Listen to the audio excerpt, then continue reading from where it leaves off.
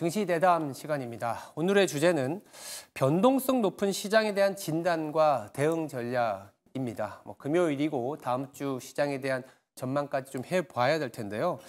코스피가 극단적인 변동성에서 벗어나고는 있지만 2,500 수준에서 좀 머무르고 있습니다. 상당히 아쉬운 수준인데 그래도 공교롭게도 우리 시장은 이렇게 항상 폭력적으로 변동성이 보일 때가 기회였다라는 얘기를 좀 드리고 싶습니다. 차트를 보면서 말씀을 좀 드려볼 텐데요.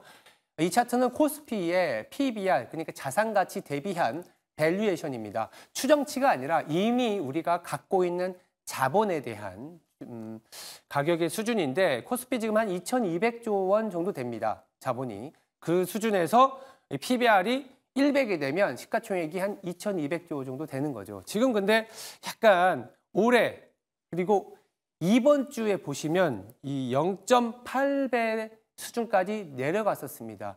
정확히는 0.85배였는데 0.85배게 되면 여기 제가 빨간 선으로 이게 두 번 그어놨지 않습니까? 실제적으로 0.9배를 깨고 내려가면 매수 구간이고 0.85배까지 간다?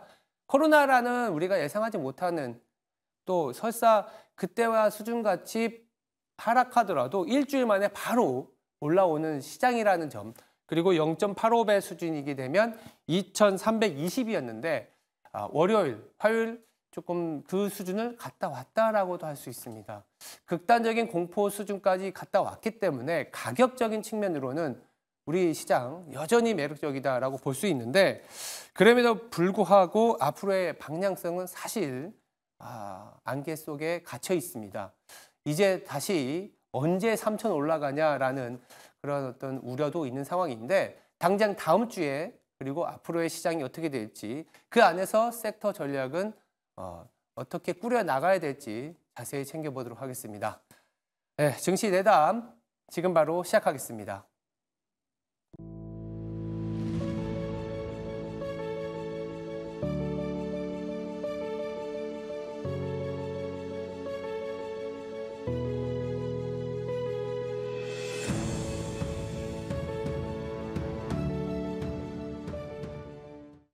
네, 증시대담 시작하겠습니다.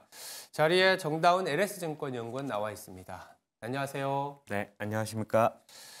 일주일이 진짜 길게 느껴지는 그런 하루였습니다.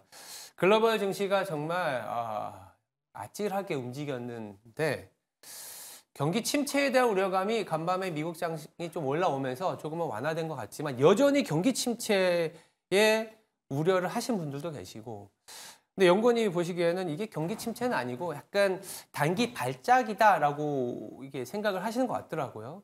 네. 그 근거가 있을 것 같아요. 네, 일단 경기 침체는 저는 기본적인 시나리오는 아니라고 생각을 하고 있습니다. 다만 이제 어제 또 증시가 급등한 것처럼 경제 지표가 하나하나 발표됨에 따라서 시장은 조금은 변동성을 보일 수 있을 만한 환경이다라는 부분은 조금 인정하고 넘어가야 될 것 같습니다. 다만 이제 제가 경기 침체가 아니다, 기본적인 시나리오는 아니다라고 좀 말씀을 드리는 이유는 뭐냐면은 일단 경기 침체 우려를 촉발시킨 요인이 두 가지가 있습니다. 하나는 이제 고용 지표고 다른 하나는 ISM 제조업 지수였다라고 보시면 될 것 같아요. 근데 고용 지표가 좀 안 나온 데는 어떤 이유가 있었느냐라고 하면은 제 생각에는 경제활동 참가 인구가 급격하게 늘어나다 보니까 이 부분이 좀 고용 지표들을 악화시켰다라고 판단을 하고 있고 ISM 제조업 지수는 약간 고민이 되는 부분이기는 합니다만 이외에 다른 하드 데이터들이 반등 흐름을 보이고 있는 상황이기 때문에 조금은 더 지켜봐야 되지 않겠느냐. 그래도 소프트 데이터와 하드 데이터라면은 소프트 데이터보다는 하드 데이터 쪽을 조금은 더 신뢰하는 게 맞지 않겠느냐라고 생각을 하거든요. 그러면 고용 관련해서는 사실 경제활동 참가 인구가 늘었다. 그래서 좀 안 좋았다라는 얘기는 마침 또 메리데일리 총재가 이런 얘기를 해주면서 저도 조금 말하기 편해지는 그런 상황이기는 한데 어떤 얘기를 드리고 싶냐면은 실질임금 증가율을 살펴보면은 상대적으로 상당히 좀 견조한 모습을 보이고 있는 상황입니다. 더불어서 더 주목하고 있는 거는 NFIB 소기업 낙관지수라는 게 있는데 여기에서 서베이를 받을 때 이런 질문을 합니다. 소기업들에게 지금 가장 큰 문제가 되는 것이 무엇입니까? 라는 질문을 하는데 그 답변들 중에서 살펴보면은 낮은 매출이 걱정입니다 라고 대답하는 비율이 있어요. 그림으로도 좀 나타나고 있는데 이 그림을 그려보면은 실업률에 앞서서 움직입니다.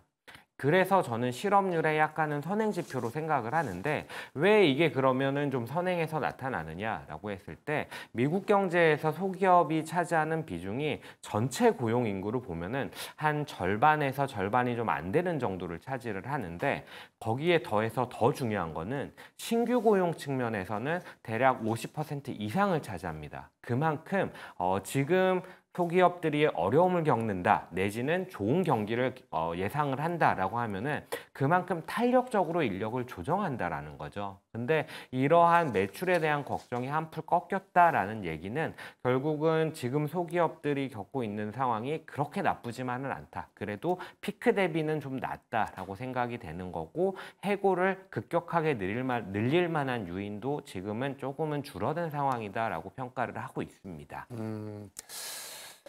경기 침체에 대한 우려감이 극단적으로 높아졌었던 게 지난주 후반부터 이번 주 초반이었지 않았나라는 생각이 드는데 여전히 지표적으로는 좀 혼재된 모습이 나타나고는 있습니다만 그래도 경기 침체를 바라보는 시각에서 고용 지표도 그 안을 자세히 들여다보면 그렇게 침체할 만한 수준은 아니고 제조업 지표도 서베이 지표의 어떤 변동성이 나타난 거지 실제의 어떤 가동률이나 산업 생산은 그렇게까지 경기 침체를 우려할 정도는 아니다. 이렇게 정리해 보겠습니다. 그렇게 보면 최근에 시장이 이렇게까지 좀 소위 말해서 발작을 보인 거는 단기적으로 볼 수도 있는 건가요?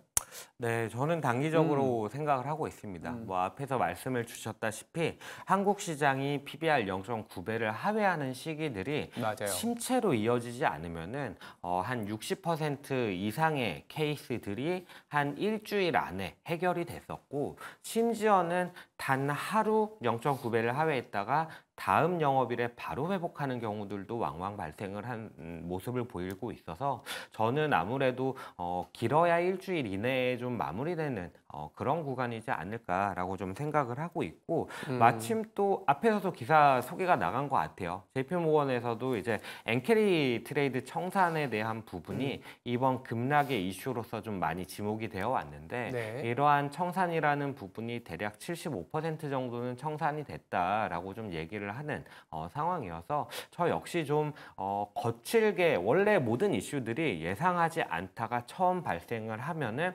그때 좀 과격하게 나타나는데 이번 역시도 과격한 한 차례의 청산은 적어도 끝난 게 아닐까라고 좀 생각을 하고 있어서 저는 0.9배 하회하는 가격 레벨이라면은 충분히 매수할 만한 가격대이지 않나라고 생각을 하고 있습니다. 일단 우리 시장이 0.85배, 그러니까 PBR 기준으로 네, 맞습니다. 0.85배가 2,300 한 2, 30 정도. 네. 그렇기 때문에 극단적으로 쇼크까지 갔었던 거죠, 사실은. 그렇죠. 이렇게 쇼크까지 가면 우리가 지금 얘기 나오는 뭐 엔캐리 트레이드 어떻게 청산 75%라고 하지만 그거 누가 가늠하겠어? 네, 맞습니다. AI 성장에 대한 버블이 꺼진다고 하는데 미국의 경기 침체 뭐 앞으로 두고 봐야지 이런 앞으로 할 수 없는 상황에 대해서 우려하시는 분들이 많아지긴 합니다. 그런 부분들을 좀 달래주려면 결국은 또 바텀업, 이를테면 기업 실적이 생각보다 괜찮은 모습을 보여주면 우리가 너무 그렇게 너무 우려했던 거 아니냐 이런 생각이 들 텐데 미국 기업들의 어떤 그 실적이 현재 어떤 상황인지 주가가 이렇게 크게 하락을 했을 때 좀 잘 쳐다봐야 되잖아요. 좀 어떤 상황인가요?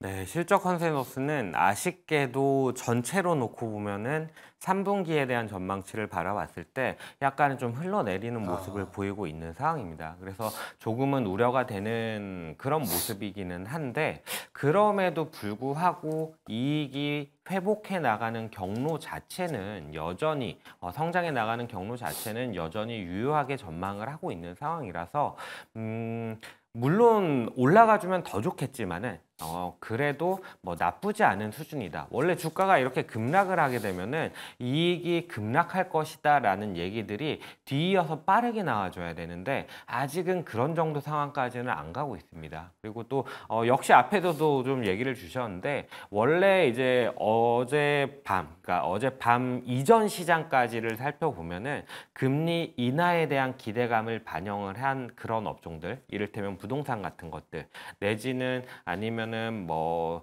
경기가 침체됐을 때 방어주로서의 뭐 경기 방어주라든지, 그러니까 필수 소비재 같은 것들이 되겠죠. 필수 소비재나 유틸리티 같은 것들이 좀 지켜주는 모습을 보여왔는데 어제 또 시장에서 주간 실업 수당 청구 건수가 좀 낮게 나오면서 당장의 걱정 자체는 약간은 던 것 같고, 바텀 단에서, 그러니까 실적 단에서 살펴보면은 반도체가 뭐니 해도 제일 강세를 보였는데, 반도체 같은 경우는 성장에 대한 기대감이 다시 한번 좀 올라올 수 있지 않을까. 적어도 이제 8월 28일에 엔비디아 실적 발표를 앞두고 실적에 대한 기대감이 다시 좀 개선되는 그림이지 않을까라고 좀 생각을 하고 있고, 트렌드포스가 어제 좀 전망치에 대한 부분들을 발표를 했어요. 근데 이제 엔비디아의 블랙엘 플랫폼이 전체 GPU 시장에서 80%를 차지하게 될 거고, 25년도에 그렇게 본다라고 한다면은 엔비디아의 블랙엘, 그러니까 최신형 GPU 모델에 대한 부분들이 매출 성장을 50% 이상 상향할 것이다라고 좀 얘기를 한 부분들이 있어서 성장 기대감이 다시 좀 확보가 된다라고 한다면은 엔비디아 쪽에 대해서 뭐 100불 아래까지도 내려갔던 상황이다 보니까 충분히 좀 긍정적으로 바라보고 실적을 기다리면서 좀 주가가 상승하거나, 아니면은 그렇지 않더라도 실적 발표 이후에 좀 주가가 좋아지는 모습들을 기대해 볼 만하지 않나, 이렇게 좀 보고 있습니다. 간밤에 그래도 다행스럽게 이 반도체, 특히 엔비디아에 대한 우려감이 있었는데 유명 트렌드포스 조사 네네. 기관이죠. 생각보다 성장에 대한 기대는 여전하다, 이렇게 좀 보여줬습니다. 엔비디아나 이런 얘기가 나온 김에 M7에 대한 이익도 좀 챙겨봐야 될 것 같고, M7을 제외한 나머지 이익 그 종목들 최근에 조금 그러니까 차이가 좀 발생하고 있나요? 네, 엔비디아를 포함한, 엔비디아가 사실은 가장 M7에서 대표적이죠. 그렇죠. M7과 M7 이외에 이제 S&P 493이라고 좀 편하게 얘기를 하기도 하는데, 이런 두 가지 분류로 좀 쪼개서 본다라고 한다면은 M7 종목들 같은 경우에는 그림에서도 보이시겠지만은 어마어마하게 높은 이익 성장률을 보이는 상황이기는 합니다만, 2분기 2023년 4분기를 정점으로 해서 조금은 내려가는 그림을 보이고 있고, 나머지 493개 종목 같은 경우에는 24년도 2분기부터 이익 회복이 본격화되는 모습을 보이고 있다라는 점에서 좀 차이를 보이고 있습니다. 이게 레벨 자체로만 놓고 보면은 M7이 좋고, 다만 이제 경로로 봤을 때는 493개 종목이 좀 올라오는 모습을 보이고 있어서 어떤 걸 중요하게 바라볼 것이냐에 대한 차이가 좀 있을 것 같기는 해요. 근데 제 생각에는 주가 레벨 측면에서 493개 종목에서도 주가가 여전히 낮다거나, 아니면은 이익 회복에 대한 부분들을 확인하게 된다라고 한다면은 그런 종목들은 충분히 좀 긍정적으로 바라봐도 되지 않나라고 생각을 하는 게, 이제는 좀 금리 인하 시점이 어느 정도는 윤곽이 드러나고 있는 상황이다 보니까 그런 모멘텀을 가지고 충분히 안 좋았다가 경기 환경에 보다 민감할 수 있는 업종들이 개선이 될 수 있다라고 좀 얘기를 할 수 있거든요. 그래서 M7에 대해서 맹목적으로 생각을 하기보다는 약간은 493개 종목에서도 옥석을 가려나가는 작업이 좀 필요하지 않을까, 이렇게 좀 생각을 하고 있습니다. 실적의 방향성은 이제 M7도 뭐 레벨은 높긴 하지만 이 성장률이 조금은 둔화되는, 그래서 아마 주가가 이번에 크게 네네. 하락을 하지 않았나. 크게 하락을 했기 때문에 현재 미국 시장의 밸류에이션의 레벨은 어떤지도 챙겨보고 싶거든요. 네, 밸류에이션 레벨 같은 경우에는 이제 어젯밤 말고 전일 밤 종가 기준으로 봤을 때 드디어 S&P 500의 PER이 20배를 하회하는 모습을 보였어요. 19.95배를 기록을 했는데, 아마 어젯밤에 이제 주가가 크게 상승을 하다 보니까 네. 재차 20배 위로 올라오기는 했어요. 뭐 20배가 중요하다라는 얘기는 아니고 그만큼 좀 비싸다라는 얘기를 드리는 거거든요. 이 비싼 밸류 레벨 자체를 그러면은 왜 이렇게 비싼 레벨을 받아왔느냐? 당연히 좋은 거는 비싼 가격에 거래가 되는 거죠. 그만큼 경기 모멘텀이 강하고 혁신을 기반으로 해서 이익 성장이 강건하게 유지가 되는 시장이 결국은 미국이기 때문에 그만큼 비싼 가격에서도 거래가 됐다라는 건데, 경기 침체가 만약에 현실화된다라고 하면은 이렇게 높은 밸류 프리미엄이 급락하는 모습을 보일 겁니다. 다만 제가 생각하는 부분들 말씀드렸다시피 경기 침체는 아닐 거다라고 생각을 하고 있기 때문에 높은 밸류 레벨에서 이제 이익 성장이 이러한 부분을 증명하거나 아니면은 이익단이 올라오면서 밸류 레벨을 약간은 정상화시켜주는 그림을 좀 보이지 않을까, 이렇게 좀 생각을 하고 있습니다. 거꾸로 저도 판단하기에 경기 침체였으면 부동산과 유틸리티도 하락을 했었어요. 미국 같은 경우에. 근데 이제 밸류에이션이 20배를 유지하고 있다는 거는 그냥 과도했었던 기대감 내지는 너무 좀 높았었던 M7의 밸류에이션이 좀 정상화되는 그런 구간이었지 않나라는 생각을 하고 있고요. 그렇다면 이제 다음 주, 이번 주, 그러니까 지난주부터 이번 주까지 사실 고용 지표와 경제 지표에 의해서 등락이 오고 갔거든요. 다음 주도 좀 중요한 일정들이 있을 것 같아요. 네, 다음 주 같은 경우는 일단 인플레이션 지표, 그리고 경기와 관련된 지표, 그리고 주택시장 지표, 그리고 기업단에서도 역시나 이제 소매 유통업체들 중심으로 해서 실적 발표가 예정이 되어 있습니다. 지금 시장의 그림들을 살펴보면은 경기를 판단할 수 있는 지표들이 네. 인플레이션 지표보다는 약간의 중요성이 높아지는 그림이지 않을까라고 좀 생각을 하고 있고, 세부적으로 좀 짚어보면은 말씀드렸다시피 이제 인플레 관련 지표가 12일 월요일에 뉴욕 연준 기대 인플레 지표가 발표가 되고, 13일 화요일에 PPI, 그리고 14일에 CPI, 그리고 16일 금요일에 미시건대 기대 인플레 데이터가 발표가 됩니다. 그리고 이제 경기 관련된 지표로 제가 좀 중요하게 봐야 될 만한 지표를 말씀을 드려보면은 13일에 NFIB 소기업 낙관 지수가 발표되는데, 앞에서 말씀드렸던 소기업들이 어떤 문제를 좀 가장 큰 걱정거리라고 지목을 하는지 그런 부분들 좀 봐야 되지 않나 생각을 하고, 15일 소매 판매, 그리고 실질 소득, 산업 생산 등이 발표가 됩니다. 제조업 쪽에서 하드 데이터가 반등을 한다라고 말씀을 드렸던 것 중에 하나가 이 산업 생산 지표거든요. 그래서 제조업 쪽에 대한 지표들이 여전히 좀 반등 구간을 이어나가고 있는지가 좀 중요할 것 같고, 그 전방에 있어서는 결국 소비자들의 소비 수요가 유지가 된다, 급락은 최소한 안 해야 된다라는 전제가 깔리거든요. 그러다 보니까 소매 판매 데이터라든지 실질 소득 데이터 역시도 좀 중요하게 바라봐야 될 만한 지표가 아닐까라고 생각을 하고 있습니다. 더불어서 실적 발표 관련해서는 13일에 홈디포, 14일에 이제 시스코 시스템, 시놉시스, 타겟, 15일 월마트, 어플라이드 매터리얼즈, 16일에 팔로알토 네트워크스, 이렇게 실적을 발표를 하게 되는데, 말씀드렸다시피 홈디포라든지 아니면은 타겟, 월마트 같은 종목들이 소매 판매와 관련된 데이터들을 좀 많이 얘기를 해줄 것 같고요. 더불어서 이제 IT 관련해서는 시스코 시스템이나 시놉시스 아니면 어플라이드 매터리얼즈 같은 종목들도 조금은 시장의 화두가 되지 않을까라고 생각을 하고 있습니다. 다음 주도 미국의 어떤 경제, 체질적인 부분들을 가늠할 수 있는 지표가 많이 나오기 때문에 등락은 여전히 좀 있을 수 있긴 하겠지만 극단적인 경기 침체 우려감은 좀 지나가고 있다 정도로 정리해 볼 수 있겠습니다. 네, 지금까지 LS증권의 정다운 수석 연구원이었습니다. 말씀 감사합니다. 네, 감사합니다.